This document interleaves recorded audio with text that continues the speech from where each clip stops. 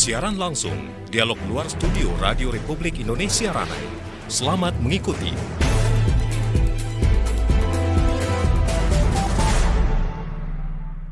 Assalamualaikum warahmatullahi wabarakatuh. Selamat pagi pendengar dimanapun Anda berada.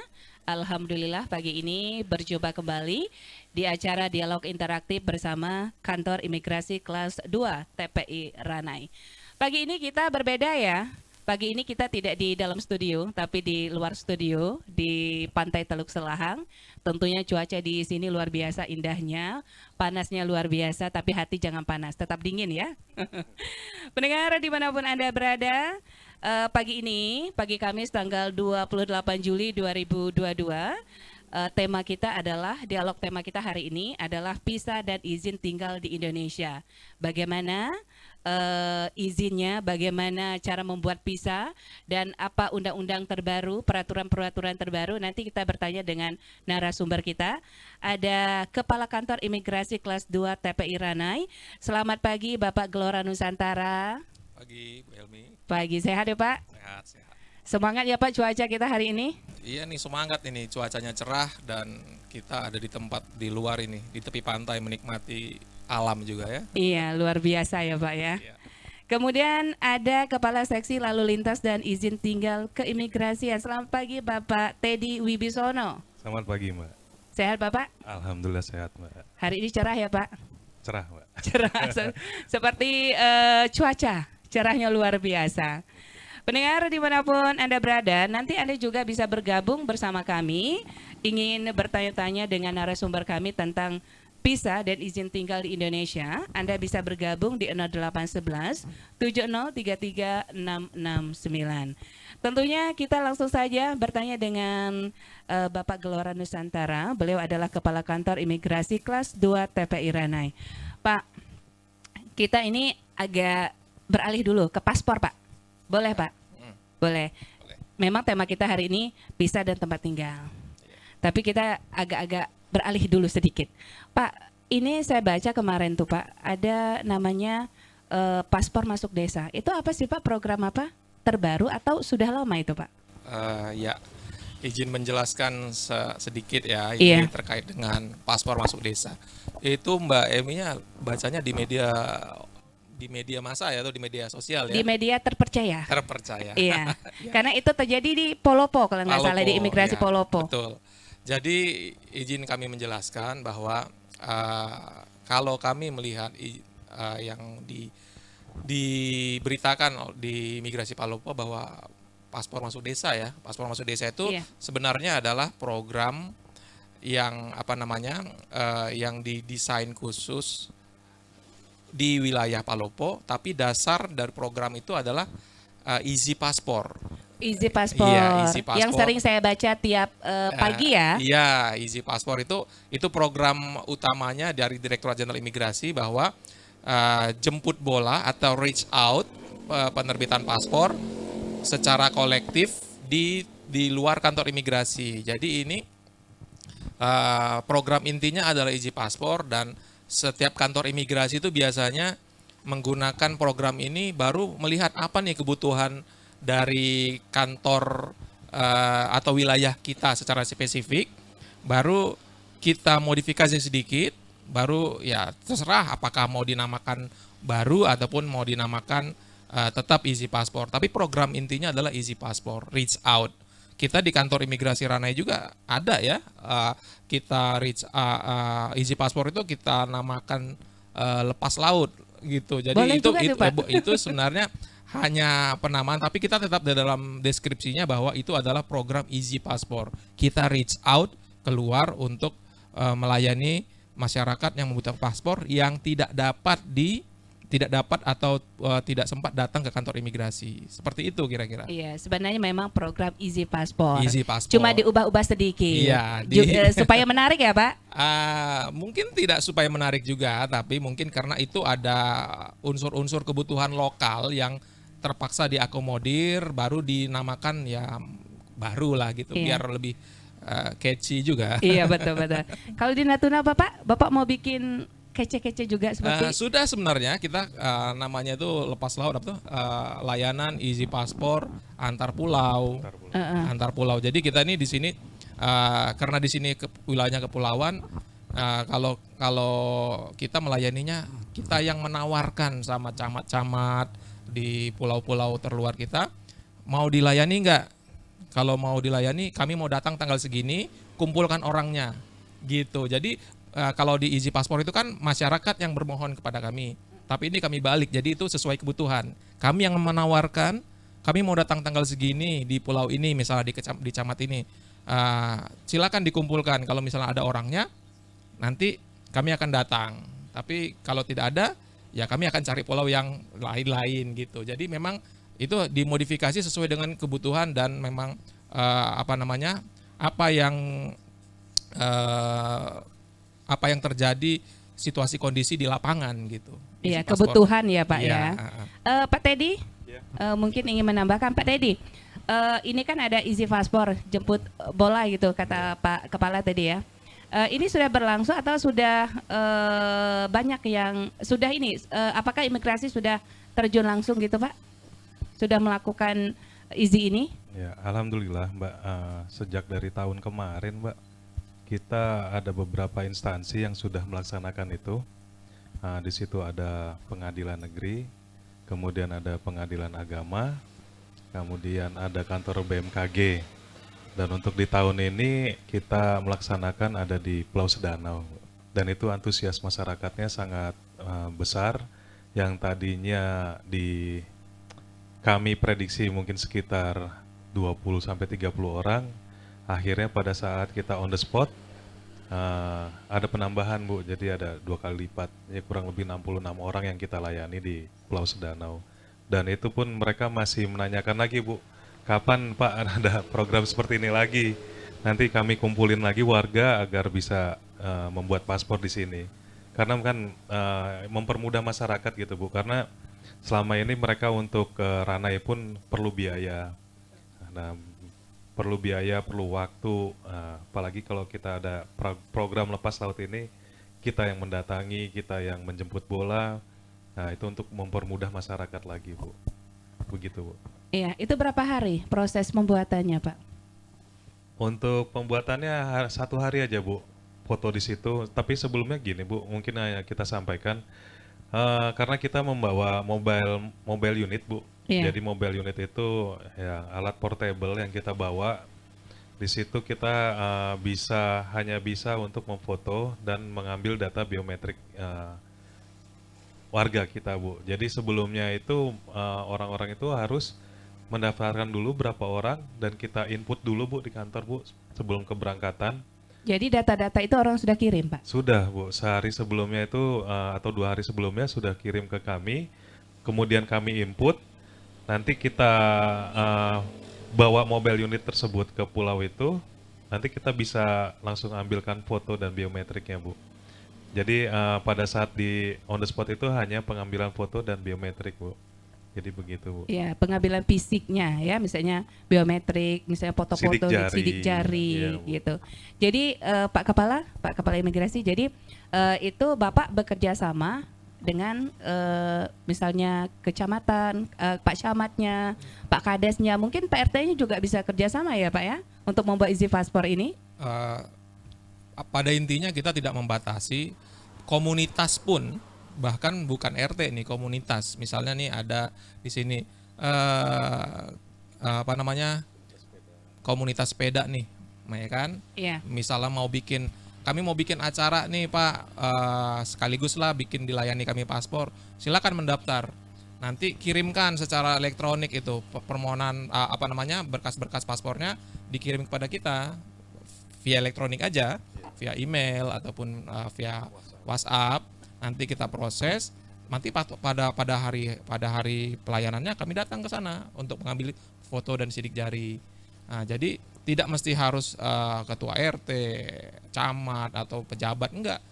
Bahkan satu keluarga nih, misalnya ibu nih punya satu keluarga besar, Iya. saya punya keluarga 30 nih kalau dikumpul-kumpul. Saya mau ngajuin supaya satu keluarga saya bikin paspor. Boleh, asal memang kolektif dan ada pengajuannya. Gitu Bu. Iya. Jadi satu orang membuat surat pengajuan ya kepada Iya, imigrasi. betul. Paspor kita langkahi dengan visa lagi nih Pak.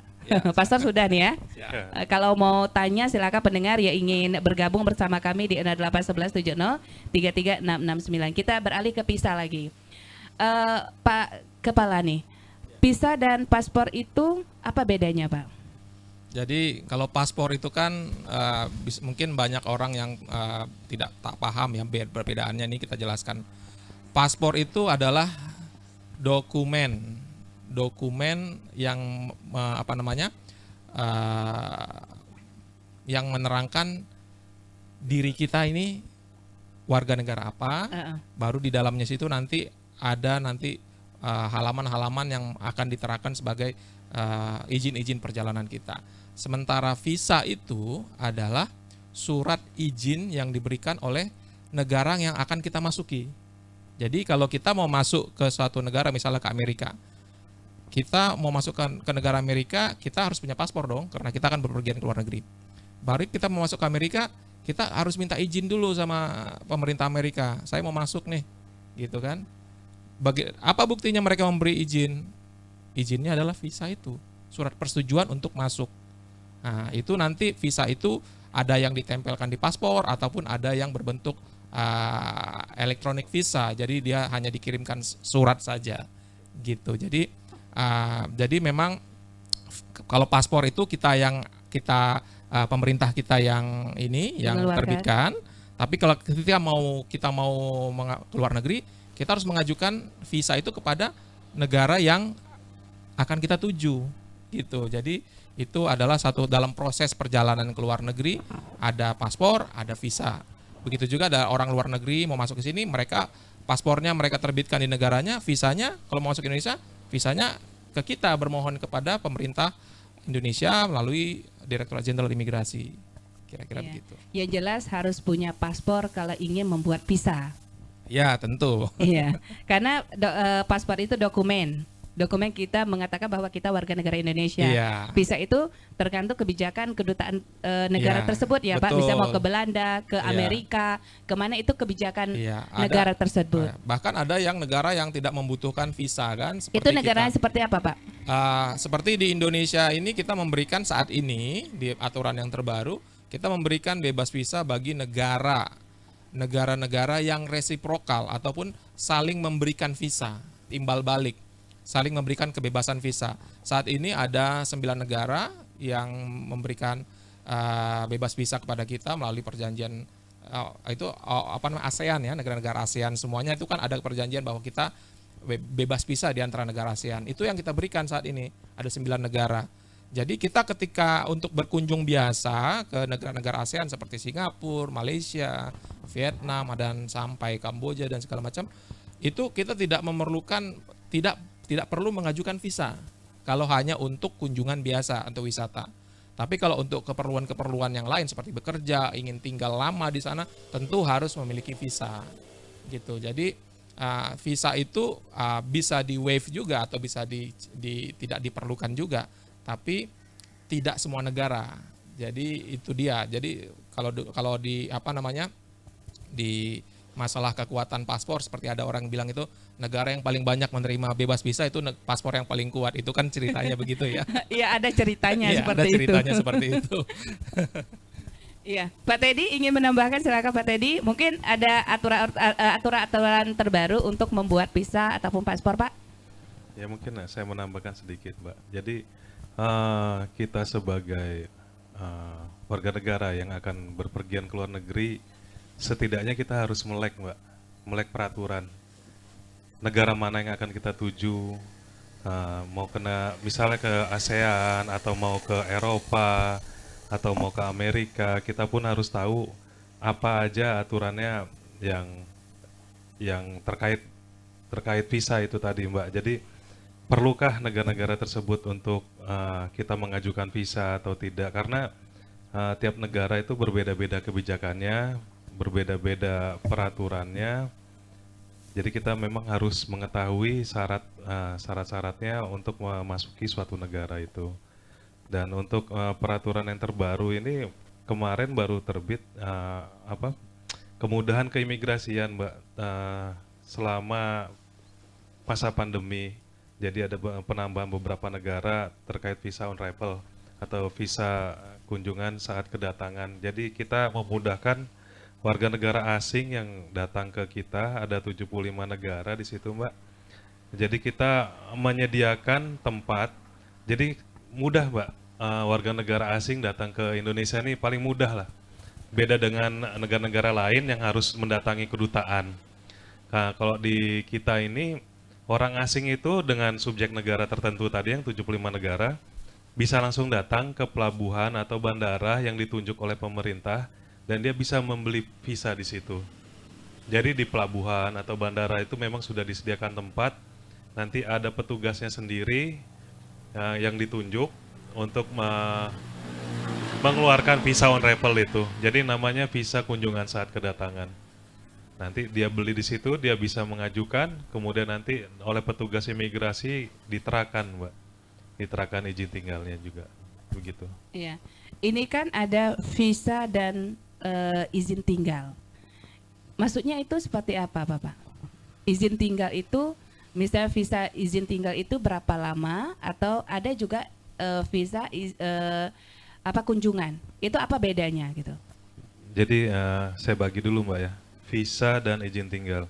Visa itu sendiri izin tertulis yang dikeluarkan oleh pejabat yang berwenang di tempat perwakilan atau yang ditentukan oleh pemerintah Republik Indonesia untuk memasuki wilayah Indonesia. Kemudian izin tinggal itu sendiri adalah izin untuk berada di wilayah Indonesia. Setelah mendapatkan visa, baru mendapatkan izin tinggal. Jadi perbedaannya itu, Mbak, visa itu bentuknya izin tertulis. Kalau izin tinggal itu izin untuk mendiami atau berada di wilayah Indonesia. Jadi gitu, Mbak. Itu berapa lama mendapatkan izin tinggal itu? Tergantung, Mbak. Kalau kunjungan berapa, kalau misalnya gini, kan ada orang Indonesia itu nikah dengan orang Indonesia nikah dengan orang luar negeri. Itu kan terkadang otomatis suaminya atau istrinya ikut ke Indonesia. Itu kan ada visa izin tinggal gitu kan. Itu berlakunya berapa tahun? Apakah seperti paspor yang 5 tahun gitu? Silakan Pak tadi jelaskan. Jadi gini, Mbak, untuk nikah itu memang panjang ya, prosesnya panjang. Jadi muaranya tetap nanti ujung-ujungnya ke imigrasi untuk penyatuan keluarga namanya. Jadi ada namanya kitas penyatuan keluarga. Sebelumnya yang bersangkutan mengajukan dulu ke kedutaan kita yang di luar, bisa melalui online atau bisa on the spot datang langsung ke kedutaan, dan mereka berangkat ke kita, kemudian diterakan oleh petugas di bandara. Kemudian untuk memberikan izin tinggal terbatasnya itu nanti di kantor imigrasi di mana dia domisili, Mbak. Jadi namanya izin tinggal terbatas, ITAS namanya. Jadi itu masa berlakunya 1 tahun dan bisa diperpanjang. Berpanjang sampai 5 kali, nanti bisa diajukan kembali. Atau untuk membuat kitab, nanti selanjutnya bisa menjadikan kitab juga, Mbak. Izin tinggal menetap itu syaratnya 5 tahun berturut-turut tinggal di Indonesia dan tidak keluar, dan itu bisa diajukan. Nah, untuk kemudahan untuk penyatuan keluarga ini lebih mudah, bahkan bisa langsung itap setelah 1 kali ya, Pak ya. 2 tahun pernikahan. 2 tahun pernikahan bisa dilanjutkan untuk itap, dan dia bisa tinggal selama 5 atau 10 tahun mendatang. Iya, mungkin Pak Gelora Nusantara ingin menambahkan, Pak, tentang visa dan izin tinggal ini, Pak. Oke, jadi gini, ini mungkin untuk kalau kita bicara terlalu teknis, banyak yang nggak tahu nih Pak Teddy ini. Bingung ya, bingung, Pak ya. benar. Karena orang imigrasi yang tahu. Ya, kalau kita bicara sama orang imigrasi mungkin gimana sih gitu ya. Tapi ini kita bicara ke umum. Jadi gini, kalau kita mau masuk ke suatu negara, kita harus punya persyaratannya. Tentunya kan, persyaratannya apa? Kita harus punya paspor. Baru kita harus minta izin untuk masuk ke suatu negara. Kulo nuwun dulu, minta izin, ketok rumah dulu kan gitu kan. Ketoknya itu apa? Kita bermohon izin masuknya. Izin masuknya itu apa? Itulah visa. Visa itu kita bermohon untuk masuk ke suatu negara. Kalau saat sekarang ada tadi seperti tadi, ada yang tidak perlu minta izin atau bebas visa. Ada yang minta izinnya di kedutaan, minta visanya berarti di kedutaan. Ada yang minta visanya sekarang di saat kedatangan, waktu di bandara-bandara. Oh, orang asing datang ke Indonesia di bandara, dia minta visa, Pak, minta visa dong. Nah, bayar segala macam. Ah, itu. Visa itu sebenarnya surat yang permohonan izin agar dia bisa masuk ke Indonesia. Jadi ketika dia sudah pegang visa, baru dia datang ke petugas imigrasi di pintu kedatangan, di bandara, di pelabuhan segala macam, dilihat sama petugas imigrasi. Oh iya benar, dia sudah memiliki izin untuk masuk. Setelah itu baru petugas imigrasi memberikan tanda masuk. Tanda masuk itu ada yang bisa langsung mendapatkan izin tinggal. Izin tinggal kalau visa kunjungan, tanda izin tinggalnya itu sesuai dengan permohonan visanya. Kalau saya masuk suatu negara, saya bermohon 30 hari berapa Pak saya mau masuk ke Indonesia, 60 hari berapa, bagaimana ketentuannya. Kita lihat di visanya, oh ternyata dia bermohon untuk 60 hari, ya kan, izin masuknya, dia bermohon visa 60 hari. Ya sudah, kita sudah disetujui semua, akhirnya kita berikan izin tinggal selama 60 hari. Izin tinggal itu berarti izin yang diberikan oleh pejabat imigrasi ketika seorang itu sudah ada di dalam negara, sudah masuk ke dalam negara Indonesia, ke dalam negeri kan gitu kan. Jadi kita berikan, kamu ketika masuk diberikan izin tinggal 30 hari misalnya atau 60 hari sejak kamu datang. Setelah 60 hari silakan lihat ketentuannya, apakah bisa diperpanjang ataukah tidak bisa diperpanjang, ataukah bisa dipindahkan ke izin tinggal yang jenis yang lainnya. Jadi itu masalah visa dan izin tinggal jadi agak berbeda. Kalau visa itu belum tentu kita punya visa kita bisa masuk. Gitu. Tidak ada izinnya gitu. Iya, bisa aja kita kita udah pede nih, kita sudah berangkat dengan pegang visa. Ya kan? Pas seperti saudara-saudara kita yang berangkat ke Saudi kemarin. Masuk ke berangkat dari sudah punya visa haji, sampai di Saudi sudah dilihat visanya, kamu tidak boleh masuk, tidak kami berikan izin masuk, tidak kami berikan izin pulang. Jadi tidak serta-merta visa itu memberikan bahwa dia akan sudah bisa masuk, tapi itu hanya permohonan izin. Izin masuknya dan izin tinggalnya nanti tetap berdasarkan keputusan petugas imigrasi pada saat kedatangan gitu. Iya, berarti visa itu ada syaratnya. Kalau orang mau kasih masuk silakan. Iya. Kalau nggak izin pulang, ya kan? Harus assalamualaikum dulu. Assalamualaikumnya, ketok-ketoknya dulu. Gitu. Iya, walaupun sudah ada identitas diri, gitu kan? Visa itu kan iya. kayak sudah ada. Oh saya udah punya visa nih. Iya. Masuk ke rumah orang bisa masuk nggak, gitu Iya. kan? Tergantung yang pegang Iya, pintunya, yang pegang tergantung. kuncinya. Iya. Pendengar dimanapun Anda berada, untuk Anda yang ingin bergabung silakan di 081170 33669. Kami masih akan melanjutkan perbincangan ini, tapi sebelumnya kami akan hadirkan dulu yang satu ini. Pendengar, RRI mengajak Anda menginformasikan kondisi dan situasi sekitar. Bagi Anda yang tinggal di daerah dekat laut, pegunungan, perbukitan, sungai, lereng, dan rawan banjir, dan wilayah yang berpotensi terjadinya bencana. Caranya mudah saja, download aplikasi RRI 30 Detik di Play Store. Ketik saja RRI 30, kemudian diberikan tanda kutip. Setelah terinstall, silakan register sebagai publik dengan memasukkan nama, nomor handphone, email, dan password. Nah, setelah itu silakan mulai berbagi liputan jurnalistik Anda dengan menuliskan teks, foto, dan audio. Khusus untuk audio, durasinya di bawah 30 detik saja. Kirimkan ke redaksi RRI dengan klik tombol send. Hasil kiriman Anda akan kami publikasikan di web rri.co.id dan aplikasi RRI 30 Detik. Jadilah jurnalis warga dengan RRI 30 Detik.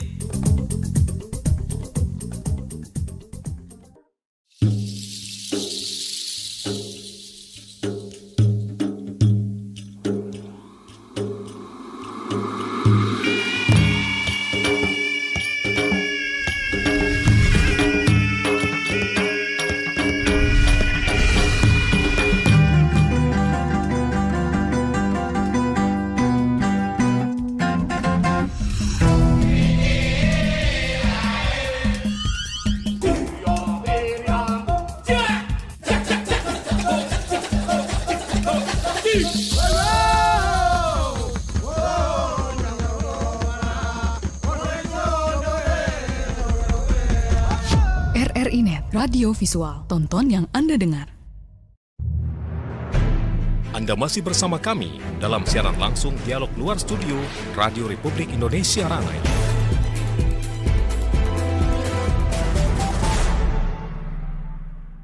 Pendengar dimanapun Anda berada masih bersama kami di acara Dialog Interaktif bersama Kantor Imigrasi Kelas 2 TPI Ranai dengan tema visa dan izin tinggal di Indonesia. Dengan narasumber kita ada Kepala Kantor Imigrasi Kelas 2 TPI Ranai, ada Bapak Gelora Nusantara dan juga ada Bapak Teddy Wibisono. Beliau adalah Kepala Seksi Lalu Lintas dan Izin Tinggal Keimigrasian. Kita sudah berpanjang lebar Pak, berbicara paspor, visa, dan izin tempat tinggal gitu. Ini kan sudah dibahas oleh Pak Kepala dan juga Pak Teddy ya gitu. Jadi kita tanya nih Pak, di Ranai sudah ada nggak Pak yang mengajukan izin tinggal ini Pak? Pak Teddy dulu. Saya menjawab Pak. Iya. Izin Mbak, jadi di Ranai ini kurang lebih ada 5 itu 5 orang warga negara asing. Warga negara asing. Makanya tadi izin tinggal itu terkait pasti warga negara asing, Mbak. Jadi ada 3 orang, 3 kitas dan 2 izin tinggal kunjungan. Kitas itu ada 2 juga, ada yang penyatuan keluarga, kemudian ada yang mutasi kerja. Kemarin dari Pontianak terus pindah ke sini itu warga negara Cina, kemudian ada izin tinggal kunjungan, ada 2 ya, warga negara Kanada, kemudian 1 lagi warga negara Polandia. Itu yang Polandia juga akan beralih ke kitas, kemudian yang Kanada juga akan beralih ke kitas, akan alih status, tapi masih dalam proses, Mbak. Yang sedang berjalan masih warga negara Kanada ini. Iya, jadi orang kita ini udah menikah dengan orang Kanada, Betul. orang Polandia. Mayoritas menikah dengan orang kita, Mbak. Jadi ingin tinggal di sini. Jadi ada 4 orang yang menikah dan 1 yang bekerja di sini. Ya, Total mungkin 5. Pak Gelora Nusantara ingin menambahkan Pak? Iya, mengenai izin tinggal tadi data-datanya sudah disampaikan oleh Pak Teddy. Memang benar orang asing yang menikah dengan warga negara Indonesia di sini bisa kita berikan kemudahan untuk kita rubah. Nah, itu bahasa imigrasinya alih status ya. Kita rubah visa kunjungannya berdasarkan permohonan dia. Ketika dia masuk mungkin pakai visa yang kunjungan 60 hari, maksimum 180 hari. Itu karena dia punya kondisi situasi bahwa dia sudah menikah dengan warga negara Indonesia, kita berikan kemudahan dia bisa alih status menggunakan izin tinggal terbatas. Izin tinggal terbatas itu waktunya 1 tahun izinnya. Maaf Gitu. Pak, ini ada yang sudah bergabung bersama kita. Halo, Oke, siap. Assalamualaikum, selamat pagi. Halo. Assalamualaikum, selamat pagi. Terputus ya, silakan untuk Anda yang ingin bergabung bersama kami, mencoba bersama kami masih tunggu di 0811703369. Silakan, mungkin juga Anda ingin bertanya tentang paspor ataupun tentang visa dan lain sebagainya berkaitan dengan imigrasi ya Pak ya. Iya. Jangan tanya yang lain. Jangan tanya dengan tentang kependudukan ya Pak ya. Nah. Pusing nanti Pak Gelora. Kalau bisa kita jawab, kita jawab. Iya. Tapi ya tentunya jika ada kaitan dengan keimigrasian, kita akan mencoba menjelaskan dari sudut pandang keimigrasiannya, permasalahannya. Gitu. Lanjut Pak, tadi masalah izin tinggal ya Pak. Jadi izin tinggal itu, jadi memang di Kabupaten Natuna ini belum banyak juga tenaga kerja asing. Jadi biasanya kalau di daerah-daerah lain itu kan komposisi mayoritasnya itu adalah tenaga kerja asing yang memiliki izin tinggal terbatas atau izin tinggal untuk bekerja. Di sini saat ini baru tercatat 1 ini ya yang mengajukan izin tinggal terbatas untuk keperluan bekerja. Jadi dia memang ada investor di sini yang baru masuk untuk membuka tambang. Nah, itu baru 1 nih yang terdaftar. Jadi memang pengajuan izin tinggal di Kabupaten Natuna ini masih sangat sedikit, tapi kita berharap ke depannya dengan pemulihan ekonomi dan berakhirnya pandemi ini akan meningkat juga. Ditahan dulu Pak. Oke. Ada kembali yang bergabung bersama kita. Halo, selamat pagi. Assalamualaikum. Waalaikumsalam. Ya. Halo. Iya. Iya, dengan Halo, Bapak siapa ini Bapak? Bu Alwi. Dari Alwi di Desa Sepompang, Kelmi. Iya, silakan Pak Alwi Iya. ingin bertanya dengan narasumber kami. Ya, selamat pagi Bapak narasumber dari Imigrasi, Pak Kepala Imigrasi, Pak Gelora Nusantara, Pagi Pak. dan Bapak ini. Ini Pak, menarik juga ya apa dialog pada pagi hari ini tentang apa? Tadi kita sudah mendengarkan tentang perbedaan visa dan izin tinggal atau izin masuk. Tapi kemudian biasanya kan dalam pembuatan paspor itu ada tujuan untuk kegiatan apa, seperti katakanlah kita awalnya seseorang itu bertujuan untuk melancong dalam baik itu pengisian paspornya, tapi kemudian digunakan untuk tujuan lain. Nah itu bagaimana Pak? Apakah ada sanksinya atau seperti apa? Dan kemudian dalam konteks kita di Kabupaten Natuna ini, Pak, kan yang kita banyak dengar bahwasanya banyak sekali para tahanan asing yang kemudian dideportasi baik itu oleh Angkatan Laut maupun imigrasi Ranai sendiri. Apakah mereka ini sebelumnya dibuatkan semacam untuk surat deportasi atau seperti apa, Pak? Kira-kira demikian, Pak.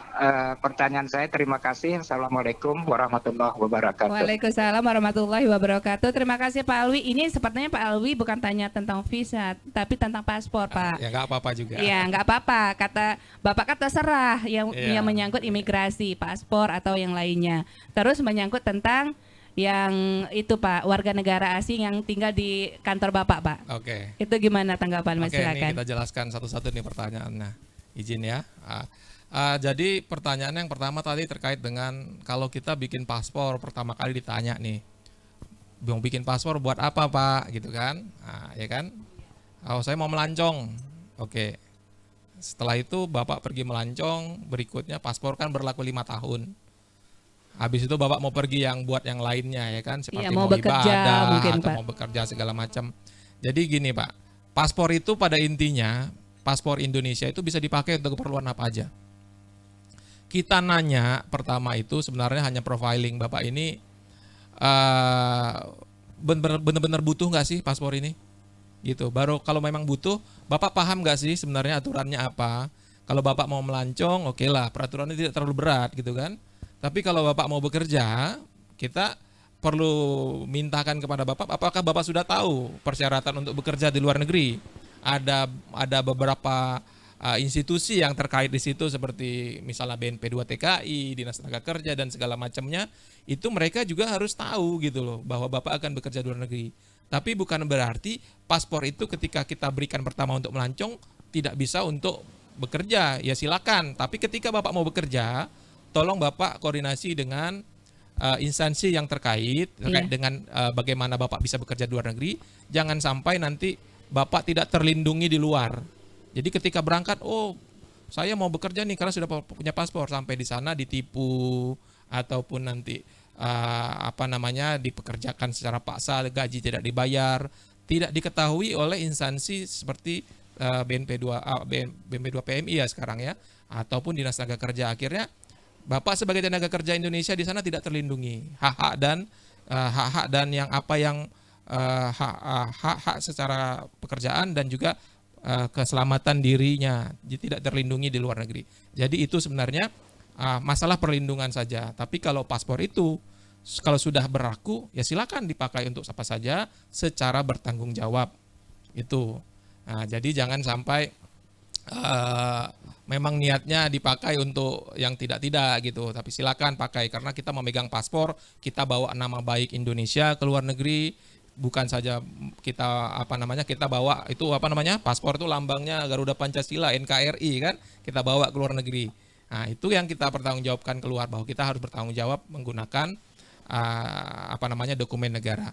Baru yang kedua nih, mudah-mudahan yang pertama warga negara asing yang tinggal di tempat Bapak ya banyak sekali. Ya, jadi memang perlu kita sampaikan bahwa penangkapan nelayan-nelayan asing ini yang terkait illegal fishing ini kan kebijakan nasional. Nah, kebijakan nasional itu berarti pemerintah pusat secara nasional menginginkan adanya menjaga kedaulatan di perbatasan kita, terutama untuk menjaga sumber daya ikan kita di sana. Jadi ditempuhlah untuk menjaga perbatasan itu, ditangkap-tangkapi nelayan-nelayan asing. Yang nangkap bukan cuma satu, ada beberapa instansi seperti Bakamla, Angkatan Laut, PSDKP dan segala macam. Dan ketika mereka ditarik ke darat oleh yang menangkap, tentu kan dia menjadi tanggung jawab kita pemerintah selama dia ada di Natuna. Didaratkan ya kan, Iya. terutama di Kabupaten Natuna. Di sini ada yang ketika dia ditahan pertama dia ada di Lanal sampai dia selesai urusan pidananya nih, diajukan ke persidangan, diajukan ke kejaksaan dan diajukan ke pengadilan negeri. Ketika sudah selesai semua itu, Lanal akan memberitahukan kepada kami, Pak, ini orangnya udah siap pulang nih, ya kan? Udah siap pulang. Ketika orang itu sudah tidak ada kaitannya lagi dengan penegakan hukum Indonesia, tentu kita harus pulangkan. Nah, kita berkoordinasi dengan kedutaan untuk agar segera dicek nih orang ini. Paspornya ada nggak nih? Karena mereka datang rata-rata nggak bawa paspor kan? Jadi kita minta sama kedutaannya, kebetulan mereka itu orang Vietnam, kita hubungi kedutaan Vietnam. Ada kemarin juga kedutaan Thailand dan segala macam, atau yang sebelumnya ada Taiwan, kita hubungi kedutaannya.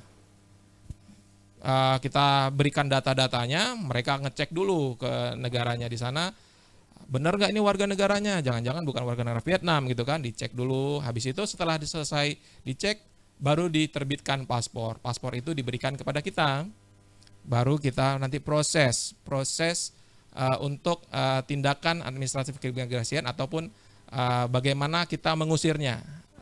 Bukan cuma mengusir, tapi kita juga mencegahnya, menangkal. Kalau orang kita taunya cekal ya kan, cekal itu cegah dan tangkal. Tapi untuk orang asing kita tangkal, kita tidak boleh izinkan dia masuk lagi gitu. Secara kalau dia masuk melalui pelabuhan. Jadi prosesnya tentu setelah ada paspor kita akan deportasi atau kita usir melalui jalur-jalur transportasi komersil yang keluar dari Indonesia menuju negara asalnya. Kita hanya boleh usir dia ke negara asalnya, itu pengusiran. Saya kira itu Pak, nanti memang kalau memang kelihatan berlama-lama di situ, beberapa dalam 2 tahun ini selama pandemi terjadi kebijakan perubahan juga di Vietnam yang selama ini gampang bikin dokumen agak sulit, jadi agak lama mereka mengeluarkan paspornya, dan juga karena dalam 2 tahun terakhir ini penerbangan kan terbatas. Betul. Jadi itu yang membuat jadi agak lama. Tapi sekarang mudah-mudahan karena sudah terbukanya penerbangan komersil, yang paling sulit itu sekarang adalah menunggu ketika paspor itu selesai dari Vietnam. Itu aja yang paling kendalanya, makanya dia agak sedikit memakan waktu. Itu biasanya Pak, warga negara asing yang tinggal di tempat Bapak itu berapa tahun Pak untuk dipulangkan? Jadi kalau ini yang sudah kami sampaikan juga ke beberapa instansi, sebenarnya kami itu kantor imigrasi hanya boleh menampung orang itu 30 hari Bu, 30 hari. Tapi kalau dia lebih dari 30 hari, silakan dikoordinasikan dengan rumah detensi imigrasi. Rumah detensi imigrasi terdekat saat ini di Kepri itu ada di Tanjung Pinang, ataupun kalau yang terdekat ada di Pontianak. Itu kalau ditahan di rumah detensi imigrasi itu bisa 10 tahun Bu. 10 tahun ditahan. 10 tahun. Ya, itu kenapa Pak? Maksudnya ditahan tuh maksudnya? Bukan ditahan, tapi dia ditampung di situ 10 tahun karena menunggu pemulangan. Jadi kalau dia dalam 10 tahun tidak bisa kita pulangkan juga, ya nanti akan diterbitkan izin untuk berada di luar detensi, tapi tetap ada kewajiban dari kita untuk berkoordinasi untuk memulangkan warga negara asing ini. Jadi akhirnya tetap harus dipulangkan, walaupun prosesnya lama ataupun bisa sampai 10 tahun, tapi tetap akhirnya harus dipulangkan, gitu Bu. Iya. Mungkin Pak Teddy ingin menanggapi tentang paspor yang Pak Alwi tanya, ada nggak apa hukum, misalnya masalah hukum. Misalnya kita tuh menggunakan paspor, misalkan membuat paspor tujuannya ke Malaysia, kunjungan ke Malaysia, tahu-taunya kita tinggal di sana gitu. Kalau kita apa namanya melanggar itu, misalnya ada nggak hukum, misalnya apa masalah hukum lah gitu, ada kena denda nggak atau gimana gitu? Ya jadi gini Bu, terkait tadi yang pembuatan paspor dengan keterangan yang tidak benar, di kami itu ada aturannya juga Bu, di pasal 126 huruf C. Jadi barang siapa yang memberikan keterangan tidak benar pada saat pembuatan paspor bisa dikenai pidana Bu. Makanya saya menghimbau kepada masyarakat agar membuat paspor sesuai dengan peruntukannya. Jadi misalnya untuk melancong ya nanti digunakan untuk melancong, untuk umroh atau haji ya gunakan untuk umroh atau haji. Yang di luar peruntukannya ya resiko tanggung penumpang Bu. Resiko tanggung penumpang ya, pasti negara juga yang repot nantinya ya. Pak Teddy, tadi kan kita berbicara tentang warga negara kita yang nikah dengan orang asing gitu kan.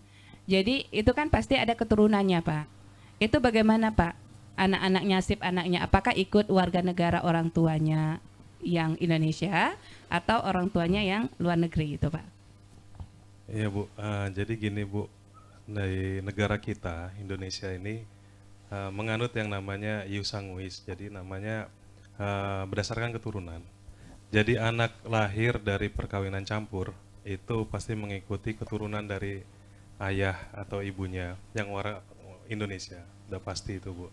Tapi namun ada kebijakan baru Bu di tahun 2006, jadi kurang lebih terbit terkait kewarganegaraan ganda akibat perkawinan campur. Si anak itu bisa memilih sampai umur 18 tahun. Pada saat nanti 18 tahun, anak itu bisa memilih warga negara ayah atau ibunya. Jadi kita memberikan kemudahan bagi anak hasil perkawinan campur bisa memiliki dua warga negara Ibu. Padahal di negara kita hanya bisa menganut satu warga negara saja. Jadi begitu Bu. Iya, mungkin Pak Kepala ingin menanggapi? Oh iya, ini terkait dengan kewarganegaraan ya. Kita juga kemarin kalau nggak salah 1,5 bulan lalu kita sudah adakan sosialisasi terkait dengan dui kewarganegaraan dan permohonan pewarganegaraan di Kota Ranai juga di Trans Sentral waktu itu. Jadi pada intinya gini Bu, anak hasil dari pernikahan campur ketika dia lahir setelah tahun 2006, setelah berlakunya undang-undang kewarganegaraan yang baru, itu dia otomatis berhak memiliki dua kewarganegaraan dari masing-masing orang tuanya. Jadi kalau kita bicara kawin campur ini adalah orang tua yang memiliki dua hukum yang berbeda, dua Betul. hukum bukan karena dua, negara yang berbeda. Ya, dua dari dua negara yang berbeda. Jadi misalnya ibunya Indonesia, bapaknya asing, ataupun sebaliknya, ketika mereka punya anak dari perkawinan yang sah dan tercatat, itu anaknya berhak mendapatkan kewarganegaraan Indonesianya. Di samping dia tentu kita tidak tahu ya kalau misalnya kewarganegaraan asingnya otomatis atau tidak, gitu kan? Itu kan tergantung hukum dari negara lainnya. Jadi ketika dia lahir sampai dia berumur 18, itu dia memiliki dua kewarganegaraan kalau di Indonesia. Tapi setelah dia berumur 18, itu diberikan waktu 3 tahun maksimum sampai dia berulang tahun ke-21, dia harus memilih salah satu warga negara itu, kewarganegaraan. Apakah dia memilih kewarganegaraan Indonesianya atau dia memilih kewarganegaraan asingnya. Bagaimana kalau dia tidak memilih sampai berumur 21 tahun? Ketika dia berulang tahun 21 tahun, dia tidak memilih, otomatis dianggap dia telah memilih warga negara asing. Ya, otomatis dia telah dianggap memilih warga negara asing dan konsekuensinya apa? Kalau dia punya paspornya harus dicabut. Kalau dia punya KTP-nya harus dirubah kewarganegaraannya jadi warga negara asing. kalau dia punya punya aset-aset yang dilarang untuk dimiliki oleh orang asing, itu harus dibalik namakan ke orang yang lain. Jadi ini konsekuensi hukum dari berubahnya kewarganegaraan itu banyak, bukan cuma di imigrasi. Tapi yang paling kentara memang di imigrasi. Kenapa? Paspornya gitu kan. Berubah Tapi ya? paspornya berubah. Tapi turunannya itu banyak, Bu. Dan itu kita di sini di pemerintahan pasti punya masing-masing, kalau dijejer konsekuensinya banyak kalau ada perubahan kewarganegaraan. Jadi memang benar-benar dikasih waktu 3 tahun itu untuk memilih, mulai dari 18 tahun sampai ke 21 tahun, silakan berpikir mau ikut mana, mau ikut warga negara Indonesia atau ikut asing. Iya, Gitu. iya. Tapi kalaupun dia akhirnya memilih asing karena dia adalah warga negara dia adalah ex warga negara Indonesia, kita berikan kemudahan untuk mendapatkan izin tinggal terbatas. Jadi dia nggak otomatis langsung kita usir, enggak. Dia bisa mendapatkan izin tinggal terbatas, jadi sama dengan izin tinggal terbatas yang lain, masa berlakunya 1 tahun dan bisa diperpanjang dengan alasan bahwa dia adalah bekas warga negara Indonesia, bisa langsung dirubah. Bisa langsung diberikan, dimohonkan, tapi dimohonkan ke kantor imigrasi, bisa langsung diberikan ketika dia sudah menjadi asing gitu. Iya, Pak Teddy, bagaimana Pak Teddy kita mendeteksi orang-orang asing yang masuk ke Natuna? Apakah di pelabuhan atau di bandara ini, Pak? Ya Bu, kita bisa mendeteksinya dari checkpoint ya Bu ya. Dalam artian di sini jalan pintu masuk di wilayah Natuna ini untuk internasional saya rasa belum ada Bu. Berarti hanya domestik aja Bu. Bisa kita lihat dari bandara ataupun di pelabuhan. Ya, hanya mungkin itu aja Bu. Mohon maaf Pak, ada yang bergabung. Halo, selamat pagi, Assalamualaikum. Halo. Terputus, iya. Mungkin Pak Teddy ingin melanjutkan, Pak Teddy? Iya Bu, tadi untuk memantau pengawasan tadi Bu ya, orang asing ya. Iya, maksudnya masuk ke Natuna, mendeteksi, bagaimana sih mendeteksi orang asing itu datang ke Natuna? Apakah di pelabuhan atau di bandara? Iya betul ya Ibu. Ada yang bergabung Pak? Oh, iya. Halo, selamat pagi.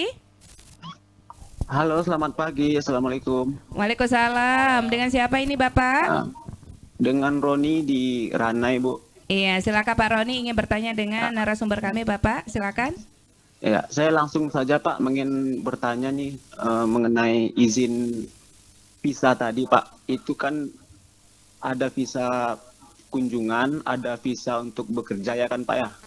Iya. Itu kan berbeda tuh jangka waktu yang diberikan untuk kita berkunjung sebagai wisatawan atau dengan sebagai pekerja gitu Pak. Apakah itu berbeda di setiap negara? Dan kalau seandainya jangka waktu itu udah habis, kita masih ada keperluan, itu gimana mekanismenya Pak? Kira-kira itu aja Pak, terima kasih. Iya. Selamat pagi. Terima kasih Bapak, silakan Pak Teddy. Ya, gini Pak Roni, di setiap negara itu berbeda-beda Pak untuk bagaimana kita mengajukan izin tinggal kunjungan ataupun untuk bekerja, nanti persyaratannya pun berbeda, jangka waktu untuk tinggal pun berbeda, persyaratannya pun berbeda. Kemudian apabila kita telah habis masa izin tinggalnya, apa yang terjadi? Yang terjadi itu namanya overstay Bu, jadi melebihi batas izin tinggalnya.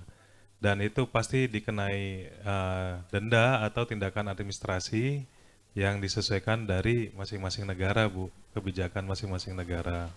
Jadi kita pun juga ada yang namanya overstay untuk warga negara asing yang melebihi batas izin tinggalnya. Jadi demikian Pak Roni. Iya, jadi Pak Roni itu tergantung negaranya masing-masing. Negara mana, bisa di Belanda, di Indonesia, aturan itu kan berbeda-beda ya Pak ya. Iya, Pak Gelora, kita sudah di penghujung. Pak Teddy, kita sudah di penghujung. Silakan, mungkin ada pesan-pesan untuk masyarakat Pak. Pak Teddy dulu Pak, silakan. Ya mungkin dari saya, ya saya menghimbau kepada masyarakat agar seperti yang tadi yang Mbak bilang itu untuk memberikan keterangan yang tidak benar tadi kan. Ya, saya mudah-mudahan masyarakat Natuna ini agar memberikan keterangan yang baik dan benar pada saat pengajuan paspor, dan kami siap melayani warga masyarakat di Kabupaten Natuna ini. Pak Gelora silakan. Ya, mungkin ini ya, apa namanya, yang ingin saya sampaikan adalah terkait dengan tadi juga ya, paspor dan izin tinggal. Paspor itu adalah dokumen negara, jadi kita harus jaga juga, jangan sampai rusak atau jangan sampai hilang, karena saat ini dendanya besar ya. Kalau rusak itu 500.000 biaya dendanya ketika akan mengajukan ulang. Kalau hilang 1 juta. Jangan sampai ini menjadi suatu kendala nanti ketika Bapak dan Ibu ingin mengajukan penggantian paspor atau karena hilang ataupun karena rusak. Jadi dokumen negara itu kita jaga. Jadi silakan datang ke kantor imigrasi jika ingin bertanya-tanya terkait dengan layanan kantor imigrasi. Kita kan ada di tengah kota Ranai ya. Juga gampang terjangkau ataupun melalui media-media sosial kita ataupun nomor telepon Pak bisa nanti di-share? saya nggak bawa sekarang di nomornya, tapi Bisa langsung ke medsos kami. medsos Iya, kita ada di di medsos. medsos kita, nanti ada, bisa dilihat di Kanim Ranai atau di Instagram ataupun di Facebook. Silakan dicek, di situ ada nomor-nomornya juga. Nanti silakan bertanya kepada kita akan dengan senang hati menjelaskan apa yang Bapak Ibu butuhkan informasi terkait dengan keimigrasian. Tapi yang tadi seperti yang dikatakan oleh Pak Teddy, kita ini kalau mau bepergian ke luar negeri, pastikan kita mengetahui aturan hukum yang terkait dengan bagaimana kita ke luar negeri dan bagaimana kita akan berada di suatu negara. Karena hukum yang berlaku di setiap negara itu berbeda. Jadi jangan sampai nanti kita, oh di Indonesia gini kok gitu kan. Nah, di luar negeri ternyata berbeda. Jadi memang kita untuk luar negeri itu harus benar-benar kita paham, kita pelajari, dan tidak salah kalau juga bertanya kepada kantor imigrasi, kira-kira apa sih yang perlu kita persiapkan. Saya kira itu aja, Bu. Iya. Terima kasih Pak Gelora Nusantara, beliau Kepala Kantor Imigrasi Kelas 2 TPI Ranai sudah hadir bersama kami, sudah memberikan informasi yang luar biasa untuk masyarakat Kabupaten Natuna tentang paspor, visa, dan izin tinggal. Kemudian ada Pak Teddy Wibisono, Kepala Seksi Lalu Lintas dan Izin Tinggal Keimigrasian. Terima kasih Bapak. Dan pendengar dimanapun Anda berada, kita akan berjumpa kembali di lain kesempatan dengan tema yang berbeda pula. Saya Elmi Subayang, undur diri, mohon maaf jika ada salah-salah kata. Wassalamualaikum warahmatullahi wabarakatuh. Demikian siaran langsung dialog luar studio Radio Republik Indonesia Ranai. Sampai jumpa.